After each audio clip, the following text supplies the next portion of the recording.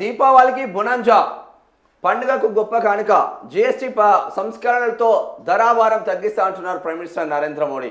ఇక 5%, 18% రెండు స్లాబుల్లోనే పన్ను, వీటిలోనే దాదాపు వస్తు సేవలన్నీ సర్దుబాటు, నిత్యావసరాల ధరలు బాగా తగ్గే అవకాశం, ఆరోగ్య టర్మ్ బీమా ప్రీమియర్ దిగొచ్చే వీలు, విలాసవంతమైన హానికర ఉత్పత్తులపై మాత్రం 40% ప్రత్యేక పన్ను రేటు, చిన్న మధ్యతరహా పరిశ్రమలకు ప్రయోజనం, స్వాతంత్ర దినోత్సవం ప్రసంగంలో మోదీ, వచ్చే నెల జరిగే జీఎస్టీ కౌన్సిల్ భేటీలో సంస్కరణలపై తుది నిర్ణయం తీసుకోబోతున్నారంట.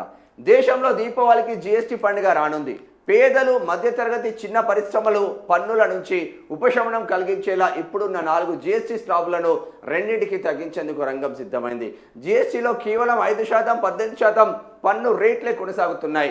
12%, 28% పన్ను రేట్లను తొలగించి వాటి పరిధిలో ఉన్న వస్తు సేవలను 5 లేదా 18% స్లాబులలో సర్దుబాటు చేయనున్నారు. దీనికి సంబంధించిన ప్రధాని మోదీ స్వాతంత్ర దినోత్సవ ప్రసంగంలో ప్రకటన చేశారు. దీపావళికి గొప్ప బహుమతి ఇవ్వబోతున్న జీఎస్టీలో సంస్కరణలు తెచ్చి గత 8 ఏళ్లలో పన్నుల విధానాన్ని సులభతరం చేశాం. ఇప్పుడు దీనిని సమీక్షించాల్సిన సమయం వచ్చింది. దీనిపై రాష్ట్రాలతో సంప్రదింపులు జరిపాం. జీఎస్టీలో భారీ సంస్కరణలు తీసుకొస్తామని చెప్తా ఉన్నారు ప్రైమ్ మినిస్టర్ నరేంద్ర మోడీగా. దేశ రక్షణకు సుదర్శన చక్రం, దుర్భేర్యమైన ధోమ్ లాంటి ఆయుధ వ్యవస్థ, 2047 కల్లా పెరగనున్న అణు ఇంధన సామర్థ్యం, ఆపరేషన్ సింధూర్తో పాక్కు ఇప్పటికీ నిద్ర లేదు, అణుబాంబు బ్లాక్మెయిల్కు భారత్ భయపడదు, సముద్ర మథనంలో సహజ వనరుల్ని వెలికితీస్తాం, మావోయిస్టులను తుడిచిపెట్టే పనిలో ఉన్నాం, కాలం చెల్లిన చట్టాలను బుట్టదాఖలు చేశాం, 25 కోట్ల మంది పేదరికం నుంచి బయటపడ్డారు.